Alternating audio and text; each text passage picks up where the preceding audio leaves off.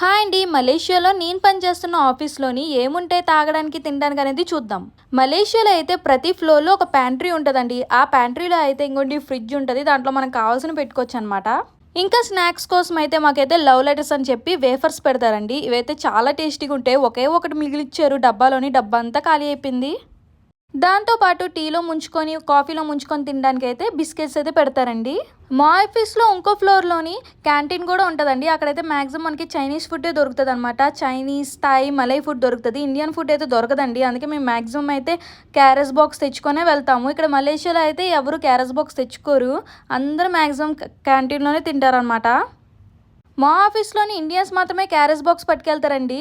వాళ్ళందరూ అనుకుంటారు మేమేంటి carriage box తెచ్చుకొని తింటున్నాం అనుకుంటారు వెరైటీగానా. కానీ రోజు వాళ్ళకి ఎలా బయట తినాలనిపిస్తుందో ఏంటో అండి. ఈరోజు ఆఫీస్ నుంచి అయితే త్వరగా ఇంటికి వచ్చానండి. ఎందుకంటే ఏదో ఆర్డర్ వచ్చిందని చెప్పి మేమైతే ఒక ఆయిల్ డబ్బా అయితే ఆర్డర్ పెట్టుకున్నాం 2 లీటర్స్ది. ఎందుకంటే షాపీలోని ఆర్డర్ పెట్టుకుంటే చాలా తక్కువ రేట్కి వస్తుంది అనమాట బయట కొనిన దానికంట. మాకైతే 2 లీటర్స్ రిఫండ్ ఆయిల్ వచ్చేసరికి ఎంత పడింది, 350 రూపాయలు పడిందండి. ఇండియాలో ఎంత ఉందో మరి. ఇది వచ్చేసరికి 2 లీటర్స్ ఆయిల్ డబ్బా అండి. మేమైతే ఇదే వాడతాము.